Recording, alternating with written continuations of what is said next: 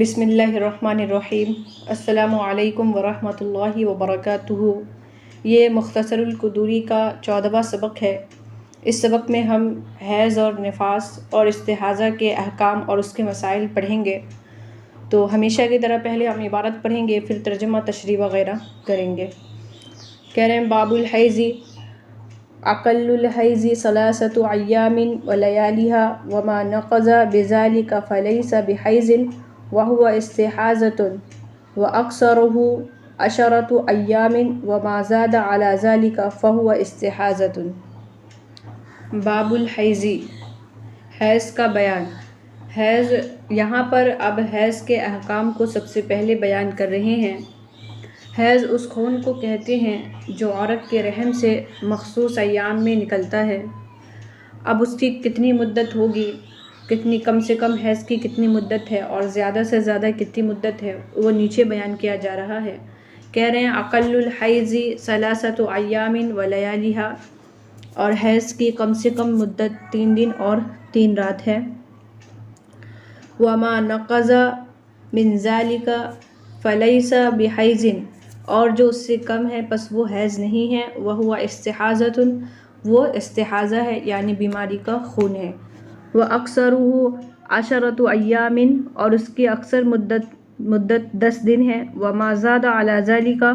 اور جو اس پر زیادہ ہو، فَهُوَ اسْتِحَاضَةٌ، پس وہ استحاضہ ہے۔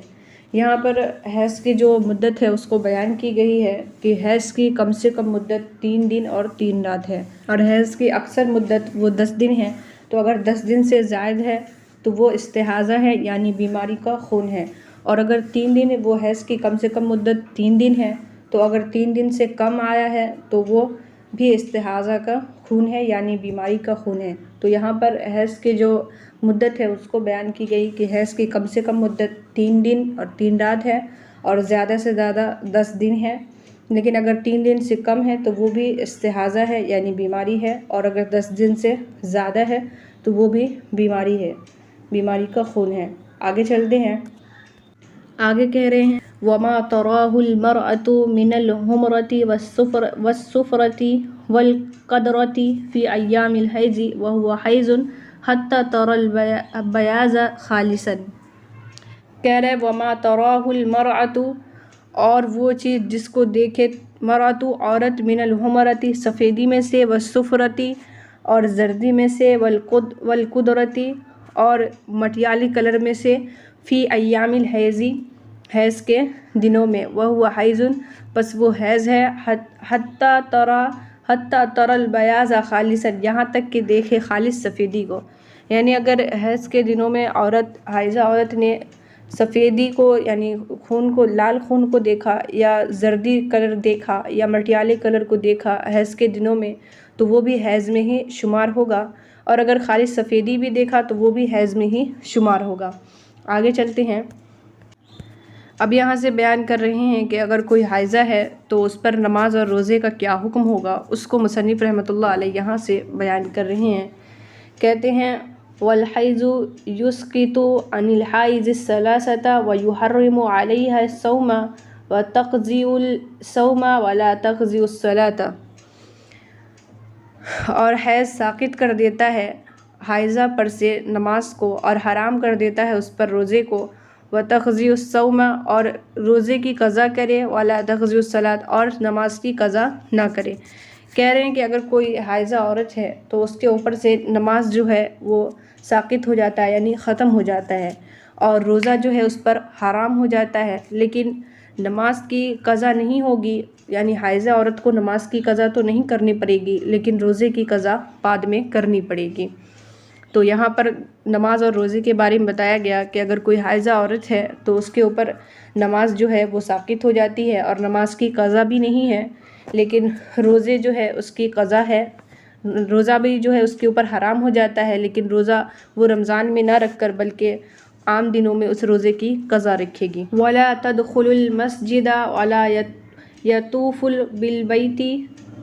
ولا یأتی جوزها ولا يجوز لحائض ولا لجنوب قراءة القرآن ولا يجوز لمحدث مس المصحف إلا أن يأخذه بغلافه۔ اب کہہ رہے ہیں کہ اگر کوئی حائضہ عورت ہے تو اس کا مسجد میں داخل ہونا یہ کیسا ہے، طواف کرنا کیسا ہے، اب اس کے احکام کو بتا رہے ہیں۔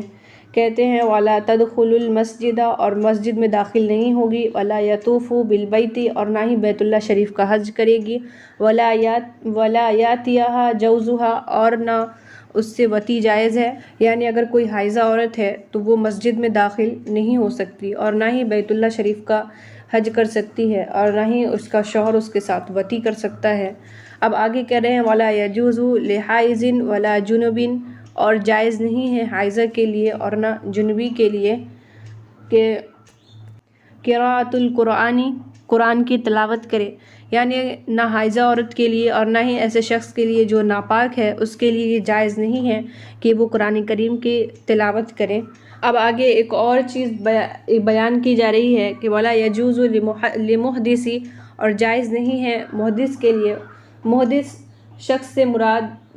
جس کو حدث لائق ہوا ہو، چاہے وہ حدث اصغر ہو یعنی اس پر وضو جو ہے وہ واجب ہو گیا ہو، یا حدث اکبر ہو کہ جس پر غسل واجب ہو، تو اس کے لیے جائز نہیں ہے کہ وہ قرآن شریف کو چھوئے، مس المصحف کہ قرآن شریف کو چھوئے، الا ان یاخذہ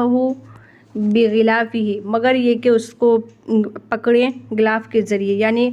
غلاف کے ذریعے قرآن شریف کو چھونا یہ جائز ہے، لیکن محدث شخص ہے تو اس کے لیے جائز نہیں ہے کہ قرآن شریف کو بغیر غلاف کے چھوئے، لیکن غلاف بھی ایسا ہونا چاہیے جو قرآن کے جز میں سے نہ ہو، یعنی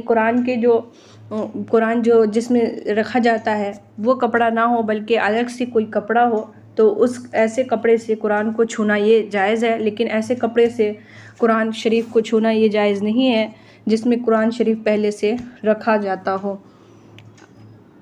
تو یہاں پر 2-3 مسئلے آئے پر ائمہ کا اختلاف بھی ہوا ہے۔ وَلَا يَجُوزُ لِحَائِضٍ وَلَا جُنُبٍ قِرَاءَۃُ الْقُرْآنِ، اس عبارت کے اندر جو ہمارے جو ائمہ ثلاثہ ہے اور جمہور جو ہے وہ کہتے ہیں کہ قرآن کریم کی تلاوت کرنا یہ جائز نہیں ہے، یہ ناجائز ہے، لیکن امام مالک رحمۃ اللہ علیہ کہتے ہیں کہ حائضہ کے لیے قراءت قرآن یہ جائز ہے، یعنی قرآن کو وہ پڑھ سکتی ہے لیکن چھو نہیں سکتی، لیکن ائمہ ثلاثہ جو ہے وہ کہتے ہیں کہ نہ ہی پڑھ سکتی ہے اور نہ ہی چھو سکتی ہے، اور امام مالک کہتے ہیں کہ چھو تو نہیں سکتی لیکن قرآن شریف کو حائضہ عورت پڑھ سکتی ہے۔ تو یہاں پر یہ اختلاف تھا۔ آگے چلتے ہیں، آگے کہہ رہے ہیں فَإِذَا انْقَطَعَ دَمُ الْحَيْضِ لِأَقَلِّ مِنْ 10 أَيَّامٍ لَمْ يَجُزْ وَطِيهَا حَتَّى تَغْتَسِلَ أَوْ يَمْضِي عَلَيْهَا وَقْتُ صَلَاةٍ كَامِلَةٍ وَإِنْ قَطَعَ دَمُهَا ل10 أيام جَازَ وَطِيُّهَا قَبْلَ الْغُسْلِ، وَالطُّهْرُ إِذَا تَخَلَّلَ بَيْنَ الدَّمَيْنِ فِي مُدَّةِ الْحَيْضِ فَهُوَ كَالدَّمِ الجَّارِ، وَأَقَلُّ الطُّهْرِ 15 يوما وَلَا غَايَةَ لِأَقْصَرِهِ۔ کہہ رہے ہیں کہ پس اگر حیض کا خون 10 دن سے کم میں بند ہو جائے تو اس سے وطی کرنا جائز نہیں ہے یہاں تک کہ غسل کر لے یا اس پر ایک کامل نماز کا وقت گزر جائے، یعنی اگر 10 دن سے کم میں اگر کسی حائضہ عورت کا خون بند ہو گیا ہے تو جائز نہیں ہے اس سے وطی کرنا یہاں تک کہ وہ غسل کر لے، یعنی غسل کر لے تب اس سے وطی کرنا جائز ہے، لیکن اگر اس نے غسل نہیں کیا ہے تو اس سے وطی کرنا جائز نہیں ہے، یا پھر اس پر ایک کامل نماز کا وقت اگر گزر جائے تو پھر اس سے وطی کرنا جائز ہے، لیکن اگر نماز کا وقت نہیں گزرا ہے پورے کامل نماز کا وقت تو اس سے وطی کرنا یہ جائز نہیں ہے۔ یہ اس صورت میں ہے جب 10 دن سے کم میں اگر خون بند ہوا ہو۔ اب آگے بتا رہے ہیں وَإِنْ انْقَطَعَ دَمُهَا ل10 أيام، پس اگر رک جائے خون 10 دن پر، یعنی 10 دن میں اگر خون بند ہو جائے تو جائز ہے وطیھا، اس سے وطی کرنا، وطیھا اس سے وطی جائز ہے قبل الغسل، غسل سے پہلے۔ یعنی اوپر بیان کیا گیا مسئلہ کہ اگر کوئی عورت ہے اور اس کے حیض کا خون جو ہے وہ 10 دن سے کم میں اگر بند ہوا ہے تو اس سے وطی کرنا جائز نہیں ہے یہاں تک کہ وہ غسل کر لے، اور پھر اس پر ایک کامل نماز کا وقت جب تک نہیں گزر جاتا تب تک اس سے وطی کرنا یہ جائز نہیں ہے۔ لیکن اگر خون جو ہے وہ 10 دن کے اندر میں بند ہو گیا ہے، یعنی 10 دن پر بند ہوا ہے، تو پھر ایسے اس سے وطی کرنا جائز ہوگا غسل کرنے سے پہلے، یعنی غسل سے پہلے اس سے وطی کی جا سکتی ہے اگر 10 دن پر خون بند ہوا ہے تب، لیکن اگر 10 دن سے کم پر خون بند ہوا ہے تو اس سے وطی کرنا جائز نہیں ہے جب تک کہ غسل نہ کر لیں۔ ایک اور مسئلہ بیان کیا ہے کہ حیض کے جو دن ہیں اس میں مسلسل خون کا آنا یہ ضروری نہیں ہے، بیچ میں اگر کوئی طہر ہو جائے 1-2 دن تو وہ بھی حیض کے اندر ہی شمار ہوں گے، یعنی اگر کسی کو 4 دن حیض آیا، پھر 5ویں دن نہیں آیا، پھر 6 دن آیا، تو یہ بیچ کے جو طہر کے دن ہیں وہ بھی حیض کے اندر ہی شمار ہوں گے، تو وہ بھی جاری خون کے حکم میں ہوں گے، یعنی وہ بھی حیض کے اندر ہی شمار ہوں گے، چاہے بیچ میں کتنے دن طہر ہو وہ سارے حیض کے اندر ہی شمار ہوں گے۔ حیض کے یہ ضروری نہیں ہے کہ لگاتار خون کا آنا یہ ضروری نہیں ہے، بیچ میں طہر بھی ہو جائے گا تو یہ بھی حیض کے ہی شمار ہوگا۔ تو کہہ رہے ہیں وَالطُّهْرُ إِذَا تَخَلَّلَ، جب مدت حیض میں 2 خونوں کے درمیان واقع ہو جائے، قدم الجاری، تو وہ بھی جاری خون کے مانند ہی ہے، وَأَقَلَّ الطُّهْرِ 15 يَوْمًا، اور طہر کی یعنی پاکی کی کم سے کم مدت 15 دن ہے، وَلَا غَایَةَ لِأَكْثَرِهِ، اور زیادہ کی کوئی انتہا نہیں ہے، یعنی یہاں پر جو کہا گیا ہے وَأَقَلُّ الطُّهْرِ، اور پاکی کے جو کم سے کم مدت ہے پاکی کے دنوں کی وہ 15 يومًا ہے، یعنی 15 دن ہے، اور اس کے زیادہ کی کوئی مدت نہیں ہے، یعنی 15 دن سے زائد بھی ہو سکتا ہے، اور 15 دن لیکن کم سے کم جو مدت ہے اس کی وہ 15 دن ہی رہے گی، لیکن زیادہ سے زیادہ جو طہر کی جو مدت ہے اس کی کوئی حد نہیں ہے۔ تو یہاں پر حیض کے متعلق بیان کیا گیا کہ اگر کوئی حائضہ عورت ہے اور 10 دن سے کم پر اگر خون بند ہوا ہے تو اس سے وطی کرنا یہ جائز نہیں ہے۔ پھر دوسرا مسئلہ بتایا گیا کہ اگر کوئی عورت ہے اور وہ 10 دن پر مکمل اس کا خون بند ہو گیا ہے تو پھر ایسی عورت سے وطی کرنا جائز ہے غسل کرنے سے پہلے،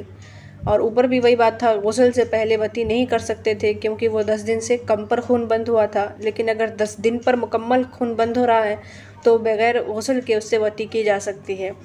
اور تیسرا مسئلہ جو بیان کیا گیا یعنی کہ خون جو حیض کا جو خون ہے اس کے لگاتار بہنے کی کوئی مقرر وقت نہیں ہے کہ بیچ میں طہر بھی آ سکتا ہے، یعنی اگر 4 دن حیض آیا 5ویں دن نہیں آیا تو 5واں دن جو طہر کا دن تھا وہ بھی حیض کے اندر ہی شمار ہوگا۔ اس کے بعد 6واں مسئلہ ہم نے پڑھا کہ پاکی یعنی طہر کی جو کم سے کم مدت ہے وہ 15 دن ہے،